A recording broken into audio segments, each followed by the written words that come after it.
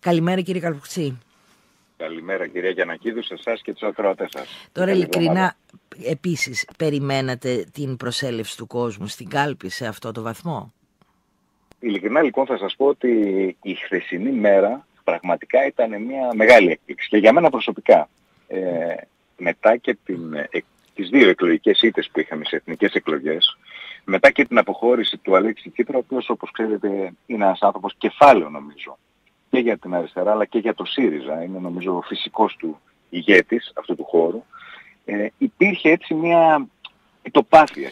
Τώρα θα μου επιτρέψετε να πω, θα μου επιτρέψετε να πω πως ο Αλέξης Τσίπρας, ο οποίος πήρε το ΣΥΡΙΖΑ από το 3% και τον έφτασε πάνω από 35%, δέχθηκε και πολλά πυρά εκ των έσω. Το είδαμε και αυτό. Προφανώς. Το βλέπαμε διαρκώς. Ναι. Αλλά εγώ δεν θέλω να μείνω σε αυτό, θέλω να μείνω στο κομμάτι ότι πραγματικά η χθεσινή μέρα ήταν μια απάντηση. Και σε εμάς τους ίδιους, ακόμα και σε εμάς τους ίδιους που μας απογοήτευσε και εμάς, γιατί ξέρετε μιλάω και σε προσωπικό επίπεδο πολλές φορές, το αποτέλεσμα των εθνικών εκλογών, ότι είμαστε εδώ. Ότι είμαστε εδώ. Και ήταν ένα μήνυμα που το έδωσε η ίδια η κοινωνία. Οι πιο αισιόδοξες προβλέψεις ήταν ότι θα πηγαίναμε περίπου στις 60.000, 70.000 και ακόμα και αυτό το νούμερο. Ξέρετε πολύ καλά ότι η αντίπερα όχθη, η Νέα Δημοκρατία, έλεγε ότι θα ήταν ανέφικτο. Και όμως φάνηκε ότι ξεπεράσαμε τις 145.000 ψηφοφόρους εχθές, 40.000 νέοι ψηφοφόροι. Και ξέρετε είναι πολύ σημαντικό μήνυμα σε μια εποχή που ο ΣΥΡΙΖΑ είναι στα χαμηλά του, αυτή είναι η πραγματικότητα, που ο κόσμος έχει απογοητευτεί από την πολιτική και φαίνεται ότι η κυβέρνηση της Νέας Δημοκρατίας έχει μια παντοδυναμία, έτσι κυκλοφορεί, ασχέτως αν η κοινωνία φαίνεται ότι είναι σε πολύ δύσκολη κατάσταση. Φάνηκε ότι ο κόσμος σηκώθηκε από τον καναπέ, έδειξε με την παρουσία του τη διάθεσή του να συμμετέχει και τη διάθεσή του να αλλάξει τα πράγματα. Νομίζω ότι ξεκινάει ένας νέος κύκλος και ένα νέο κύμα, όπως είπε και ο Αλέξης Τσίπρας, για το ΣΥΡΙΖΑ. Ο κόσμος, κύριε Καλπουχτσή, δεν έδειξε να απογοητεύεται από την πολιτική της Νέας Δημοκρατίας, έδωσε ένα πολύ γενναίο ποσοστό στη Νέα Δημοκρατία. Έδειξε να απογοητεύεται από το ΣΥΡΙΖΑ με βάση το ποσοστό που έδωσε, τις διαδικασίες, ενδεχομένως τα πρόσωπα, τη διαχείριση, δεν ξέρω τι άλλο. Αυτό τουλάχιστον δείχνουν τα αποτελέσματα. Δηλαδή 2 μήνες μετά δεν μπορούμε να λέμε ότι ο κόσμος είναι απογοητευμένος από την πολιτική της Νέας Δημοκρατίας όταν έδωσε τέτοιο ποσοστό. Εγώ θα σας πω το εξής, νομίζω το είχαμε συζητήσει και ξανά σε επικοινωνία που είχαμε και είναι ζωντανά στο ραδιόφωνο. Θεωρώ ότι για το αποτέλεσμα των εθνικών εκλογών μερίδιο ευθύνης δεν φέρει ο κόσμος, φέρουμε εμείς. Γιατί δεν πείσαμε. Το ότι δεν πείσαμε εμείς δεν σημαίνει ότι τα έκανε όλα τέλεια ο Μητσοτάκης. Οι τελευταίοι 2,5-3 μήνες έχουν αναδείξει και στην κοινωνία πραγματικά τα ζητήματα πολιτικής τα οποία χρήζουν άμεσα αντιμετώπισης. Κύριε Γιαννακίδου, δεν είναι τυχαίο ότι η κυβέρνηση της Νέας Δημοκρατίας κάθε 3 και λίγο έκανε δημοσκοπήσεις για να μας δείξει πόσο μπροστά είναι και το τελευταίο δίμηνο δεν έχουμε δει καμία δημοσκόπησή της? Αυτό κάτι λέει. Ο κόσμος, ακόμα και ο κόσμος, εγώ σου λέω γιατί μιλάω με κόσμο, που ψήφισε Νέα Δημοκρατία ανοιχτά. Όχι γιατί ήταν με τη Νέα Δημοκρατία, αλλά δεν είχε πιστεί από το ΣΥΡΙΖΑ. Το έχουμε συζητήσει, είχαμε πολλά θέματα στις προηγούμενες εκλογές. Ναι, και με την απλή αναλογική και με την πολυφωνία μέσα μας. Υπήρχαν ζητήματα. Τώρα, αυτοκριτική έγινε στο ΣΥΡΙΖΑ γιατί δεν μπορέσατε να πείσετε τον κόσμο για τις θέσεις. Αυτοκριτική σε επίπεδο συνεδρίου και διαδικασιών νομίζω δεν έγινε. Αλλά οποιοσδήποτε είναι σοβαρός, νομίζω έχει κάνει την αυτοκριτική του. Οποιοσδήποτε συνομιλεί με την κοινωνία έχει πάρει τα μηνύματα. Και πιστέψτε με, θεωρώ και εγώ προσωπικά ότι είμαι από τους ανθρώπους που έχω πάρει τα μηνύματα από την κοινωνία για τα λάθη που κάναμε. Και το στοίχημα και για μένα προσωπικά, μετά και από το αποτέλεσμα της κάλπης εχθές, και όταν λέω το αποτέλεσμα εννοώ την αθρώα συμμετοχή του κόσμου, για μένα αυτό είναι το σημαντικό. Αυτός είναι ο νικητής εχθές. Ο νικητής είναι η συμμετοχή. Το θέμα είναι αυτή τη συμμετοχή να μην κάνουμε το ίδιο λάθος και να μην την πετάξουμε στα σκουπίδια.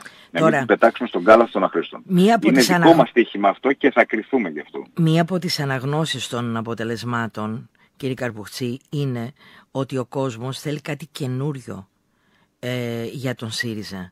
Ότι δεν πείθουν τα παλιά πρόσωπα, παρά τους αγώνες που έχουν κάνει οι άνθρωποι και την προσφορά τους στο κόμμα και στην κοινωνία. Θέλει κάτι καινούριο για να μπορέσει να ανακάμψει. Αυτό εκτιμάται ως ερμηνεία, μια ερμηνεία από τις πολλές της κάλπης. Εσείς σου συμμερίζεστε αυτό? Εγώ θα σου πω το εξής. Εγώ είδα ότι ο Στέφανος ο Κασελάκης είχε την απήχηση που είχε στον κόσμο. Το βλέπαμε δηλαδή και το χρόνο που περνούσε. Εμένα με στεναχωρούν πάρα πολύ όταν υπάρχουν προσωπικές επιθέσεις, ακόμα και εσωτερικές, και απέναντι σε αυτά, σε όλη την προεδρία. Κυρίως εσωτερικές, μην το βγάζετε από το κάδρο. Ναι, αλλά σε όλη τη διαδικασία ήμουν κάθετα αντίθετος σε αυτές τις συμπεριφορές. Ναι, ο κόσμος θέλει το νέο. Ο κόσμος σήμερα θέλει να πιστέψει. Αυτή είναι μια πραγματικότητα. Και το λέω και εγώ, που ξέρετε ότι ως νέος ήρθα στο ΣΥΡΙΖΑ και ως νέος, χωρίς να ανήκω σε καμία κομματική επετηρίδα και χωρίς να έχω κομματικά ένσημα, νομίζω ότι και ο κόσμος με τίμησε. Ο κόσμος προφανώς θέλει το νέο, ο κόσμος όμως θέλει και την ουσία της πολιτικής. Και νομίζω ότι με αυτό το μείγμα, εάν το επιτύχουμε την επόμενη μέρα, νομίζω θα πάμε πολύ καλά. Σίγουρα χωλέναμε στον τομέα της επικοινωνίας. Ο Στέφανος Κασελάκης έδωσε έναν άλλο αέρα και μια άλλη πνοή. Από την άλλη όμως όλοι οι υποψήφοι κατέθεσαν, όλοι και οι 5, κατέθεσαν πλατφόρμες, κατέθεσαν απόψεις οι οποίες είναι σεβαστές, είναι στο πλαίσιο που θέλει να πάει ο ΣΥΡΙΖΑ την επόμενη μέρα και ήταν όλοι ξεκάθαροι. Και το στίχημα είναι να αξιοποιήσουμε το μήνυμα της χθεσινής κάλπης, τη συμμετοχή του κόσμου που θέλει να πιστέψει ξανά στο ΣΥΡΙΖΑ, που αναδεικνύει το ΣΥΡΙΖΑ την ουσιαστική φωνή της αντιπολίτευσης σήμερα στη χώρα και αναγνωρίζει το ΣΥΡΙΖΑ ως μελλοντική κυβέρνηση, θέλει ο κόσμος να ξαναπιστέψει στο ΣΥΡΙΖΑ. Αν λοιπόν ενώσουμε αυτά τα συστατικά και πορευτούμε με σοβαρότητα και με επικοινωνία, γιατί χωλέναμε στην επικοινωνία, το ξαναλέω, έχει αλλάξει το momentum. Χρειάζεται και η επικοινωνία στην πολιτική. Ο κόσμος πρέπει να μας ακούει. Και το συζητούσαμε και αυτό πολλές φορές μαζί. Νομίζω ότι σε αυτό είχε κάποια υστέρημα ο ΣΥΡΙΖΑ. Νομίζω ότι την επόμενη μέρα, αν μας βρει και εμάς κοντά στην κοινωνία, για την κοινωνία, με την κοινωνία, νομίζω τα αποτελέσματα θα είναι εξαιρετικά για το ΣΥΡΙΖΑ. Εξάλλου οι εποχές... Και όπως είπε και ο Αλέξης ο Τσίπρας, ότι όσοι πόνταραν ότι ο ΣΥΡΙΖΑ είναι απόν, εχθές νομίζω πήραν μια ηχηρή απάντηση. Ναι. Ο ΣΥΡΙΖΑ είναι εδώ και θα είναι εδώ. Ναι, οι εποχές αλλάζουν και αυτό πρέπει να το καταλάβουμε όλοι μας, όχι μόνο στην πολιτική, γενικότερα. Και ότι ένα πολύ μεγάλο κομμάτι της κοινωνίας εκφράζεται μέσω αυτής της οδού. Γιατί σας το λέω αυτό? Γιατί άκουσα χθες τις δηλώσεις και του κυρίου Τσακαλώτου, ο οποίος, αφού ευχαρίστησε όλο τον κόσμο που το στήριξε, είπε παρόλα αυτά είμαι αναγκασμένος να πω ότι η μεταπολιτική, δηλαδή η έμφαση στο πρόσωπο και στην εικόνα, έχουν διεισδύσει εκεί που δεν το περιμένει κανείς, δηλαδή στην ουσία της πολιτικής. Είναι προφανές ότι θα υπάρχει στη συνέχεια η ίδια επιμονή για την αριστερά και την ουσία της πολιτικής. Αυτά είπε ο κύριος Τσακαλώτος. Η κυρία Χτσιόγλου, μεταξύ άλλων, αφού είπε ότι η παρουσία πρέπει να είναι καθοριστική στις κάλπες, την επόμενη Κυριακή είπε θα καθορίσει αν τους αγώνες που έχουμε μπροστά μας θα τους δώσουμε πολιτικούς όρους ή όχι, και μιλώ για τους αγώνες στη Βουλή και στην κοινωνία, αν θα τους δώσουμε με όρους σοβαρότητας, εμπειρίας και ευθύνης. Ο ΣΥΡΙΖΑ, η αξιωματική αντιπολίτευση της χώρας, δεν μπορεί να πορεύεται στο θολά νερά των εύκολων λύσεων. Κομμάτι από τις δηλώσεις είναι αυτό που διάβασα.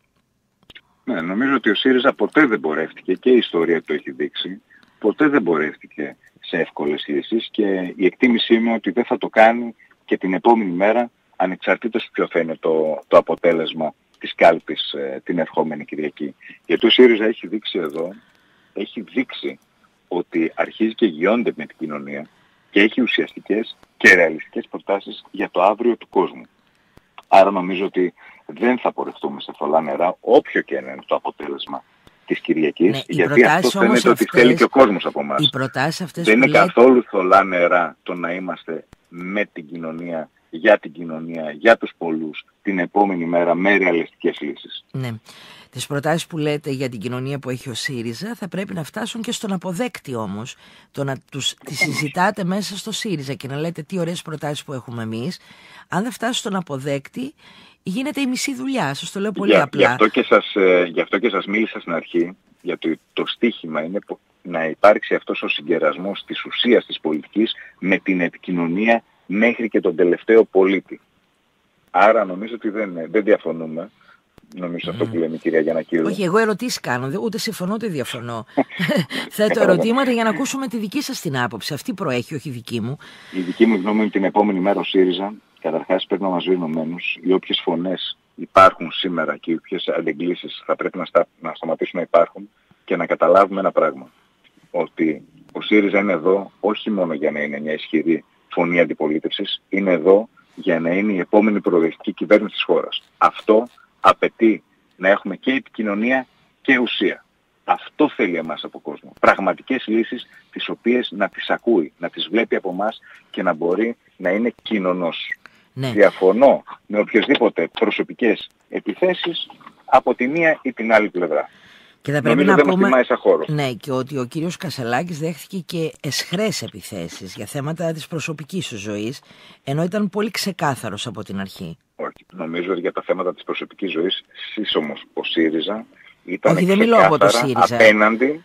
Όχι, δεν μιλώ για το ΣΥΡΙΖΑ και μάλιστα υποστηρίχθηκε από το ΣΥΡΙΖΑ. Αυτό πήγα να σου πω τώρα, ότι εδώ πέρα νομίζω ότι ο ΣΥΡΙΖΑ έδειξε τα αντανακλαστικά που όφιλε να δείξει και γίναμε όλοι μια γροθιά απέναντι σε αυτές τις αήφεις επιθέσεις που δέχτηκε ο Κασσαλάκης. Νομίζω αυτό είναι ξεκάθαρο. Ναι. Το αν οι πολιτικοί αντίπαλοι επέλεξαν να χτυπήσουν σε ζητήματα προσωπικής ζωής, αυτό δείχνει το επίπεδο των πολιτικών αντιπάλων. Και νομίζω ότι η κοινωνία απαντά σε αυτά τα μηνύματα. Και νομίζω ότι υποτιμά την κοινωνία κάτι τέτοιο, διότι δεν εκφράζεται. Νομίζω ότι η θέση του και η στάση ήταν πολύ ξεκάθαρη, ήταν από την αρχή. Και αξιοπρεπής. Στην ελληνική κοινωνία ήταν ξεκάθαρος. Νομίζω ότι καμιά φορά αυτό είναι για μένα, ας το πω, πιο αντρίκιο. Αυτή είναι αντρίκια. Ναι, δηλαδή θέλουμε γιατί να κάνουμε... ακούσει πολλά σχόλια, ναι. Και εδώ λίγο κάποια στιγμή λίγο να βάλουμε και μία τελεία και να σταματήσουμε να βάζουμε τέτοιου μέτρα στη ζωή μας. Ναι, από τη μια θέλουμε να κάνουμε ένα βήμα μπροστά και μετά κάνουμε 50 βήματα πίσω, γιατί έτσι μας συμφέρει. Τώρα, κύριε Καρπουξή, επειδή πολλά ακούστηκαν περί διάσπαση, ότι αν τελικά επικρατήσει ο κύριος Κασσαλάκης την επόμενη Κυριακή, ο κύριος Τσακαλώτος θα αποχωρήσει, ακούσαμε διάφορες τέτοιες εκτιμήσεις. Τώρα, σε επίπεδο του κόμματός σας γίνονται off the record τέτοιες κουβέντες με στελέχη που συζητάτε για την επόμενη μέρα, σε περίπτωση που επικρατήσει ο κύριος Κασσαλάκης ή η κυρία Χτσιόγλου, ποια θα είναι η πολιτική συμπεριφορά του κόμματος? Σήμερα αυτό δεν έχει τεθεί. Και σας το λέω έτσι και εγώ προσωπικά. Νομίζω ότι οποιοσδήποτε τραβήξει το σκηνή προς αυτή την κατεύθυνση, νομίζω ότι δεν θα τιμήσει το δικό του το λόγο, γιατί και οι 5 οι υποψήφιοι πρόεδροι και οι 2 που είναι τώρα για την επόμενη Κυριακή που έχουν προκληθεί, νομίζω ένα από τα βασικά συστατικά των όσων λέγανε είναι η ενότητα της επόμενης μέρας. Άρα νομίζω και θέλω να πιστεύω ότι θα το τηρήσουν, οπότε από εκεί και πέρα θα κριθεί ο καθένας για τη στάση του την επόμενη μέρα. Θέλω να πιστεύω όμως ότι θα περιτανεύσει η λογική και η ενότητα, γιατί πάντα ο χώρος μας ήταν ένας χώρος ο οποίος είχε πολυφωνία. Αυτό δεν είναι κακό, ξέρετε. Μέσα από την πολυφωνία όμως προκύπτει η σύνθεση και προκύπτουν και λύσεις. Γιατί κανένας δεν έχει την αλήθεια, την απόλυτη αλήθεια. Κανένας δεν είναι κάτοχος της. Και νομίζω ότι στο ΣΥΡΙΖΑ πάντα υπήρχαν φωνές και θα υπάρχει και είναι υγιές να υπάρχει διάλογος την επόμενη μέρα. Άλλο να υπάρχει υγιής διάλογος και άλλο να μιλάμε για διάσπαση επειδή διαφωνούμε με μία πλευρά. Αυτό νομίζω ότι είναι απέναντι σε ό,τι πρεσβεύει ο ΣΥΡΙΖΑ. Ναι. Τώρα, κύριε Καρπουξή, για την προσέλευση που λέγατε του κόσμου, εδώ υπάρχει ένα ακόμη συν. Δηλαδή, σε επίπεδο περιφερειακής ενότητας Σερών, έτσι, έχουμε ένα 30% επιπλέον αύξηση των μελών. Δηλαδή, σε ένα κόμμα που καταρακώθηκε στην τελευταία εκλογική αμέτρηση με ένα τόσο χαμηλό ποσοστό που έχει πια, είχαμε έναν αρκετά μεγάλο αριθμό νέων ανθρώπων στο κόμμα. Δηλαδή δεν είναι οι παλιοί ψηφοφόροι που εντάξει πήγαν να ψηφίσουν, ήρθαν, γράφτηκαν. Και επειδή εχθές ήμουνα όλη τη μέρα στο εκλογικό μας κέντρο στις Σέρρες και έκανα και μια περιοδία και σε άλλα εκλογικά τμήματα στο νομό μας, έχω να σου πω ότι πραγματικά και για τις Σέρρες το ελπιδοφόρο είναι αυτό. Γιατί είναι ο κόσμος που ήρθε, το 30% των ανθρώπων που ήρθε και γράφτηκε στις Σέρρες, στο νομό Σερών. Αυτό το τονίζω, γιατί ξέρετε, ο νομός Σερών δεν είναι και τόσο φιλικός στο ΣΥΡΙΖΑ. Και στις εκλογές υποστήκαμε μια μεγάλη ήττα, και όμως ακόμα και εδώ αυτό λέει κάτι. Και το 30% των ανθρώπων που ήρθαν και ψήφισαν κυρία Γιαννακίδου, επειδή ήμουν όλη τη μέρα εκεί, σας λέω ότι είναι άνθρωποι της διπλανής πόρτας άνθρωποι επιχειρηματίες, άνθρωποι από όλες τις κοινωνικές τάξεις και όλες τις ηλικιακές βαθμίδες. Ήρθαν παιδιά από 16 χρονών, από 25 φοιτητές, ήρθαν επιχειρηματίες, ήρθαν συνταξιούχοι, ήρθαν δημόσιοι υπάλληλοι, ήρθαν άνθρωποι από όλα τα κοινωνικά στρώματα και αυτό για μένα είναι το ισχυρό μήνυμα. Και ξέρετε, δεν είναι σαν τις κομματικές διαδικασίες που ήρθαν επειδή κάποιος τους τράβηξε, κάποιος τους πήρε και τους είπε έλα γιατί θέλω να στηρίξω τον τάδε πρόεδρο, γιατί το έχουμε δει αυτό και σε άλλα κόμματα να γίνεται. Ήταν άνθρωποι όλοι τους ένας προς ένα, οι οποίοι ήρθαν αυτοβούλως στην κάλπη. Ξέρετε, μίλησαν πολλούς από αυτούς. Πάρα πολλούς από αυτούς που τους βλέπουμε στην καθημερινότητά μας και δεν ήξερα καν ότι είναι κοντά στο χώρο μας. Και η ερώτηση που έκανα σε όλους αυτούς που είχα προσωπική επικοινωνία ήταν γιατί. Τι σε έκανε τώρα, μετά από την ήττα που είχε ο ΣΥΡΙΖΑ, να έρθει στην κάλπη, να βγει δημόσια. Τι σας είπανε, έχει ενδιαφέρον. Η απάντηση είναι ότι γιατί δεν πάει άλλο. Και κάποια στιγμή πρέπει να σηκωθούμε από τον καναπέ. Αυτό για μένα ήταν το πιο ελπιδοφόρο μήνυμα. Και το άκουσα από παιδιά 23 χρονών, το άκουσα μέχρι και από συνταξιούχους 75 χρονών. Ναι. Άρα λοιπόν η κοινωνία σας στέλνει ένα μήνυμα ξεκάθαρο, νομίζω. Το θέμα είναι εσείς πώς θα το διαχειριστείτε τώρα, σαν ΣΥΡΙΖΑ εννοώ. Αυτό σας είπα και από την αρχή και έτσι ξεκίνησα την κουβέντα μου και έτσι θα την ολοκληρώσω, ότι το μήνυμα η κοινωνία το δίνει. Ο ΣΥΡΙΖΑ λοιπόν, εμείς, ο καθένας από εμάς, θα κριθεί στο αν είμαστε ικανοί να το πάρουμε και να δράσουμε με βάση αυτό το μήνυμα. Και πλέον να μην είμαστε φοβικοί και να είμαστε μπροστά για την κοινωνία διαρκώς.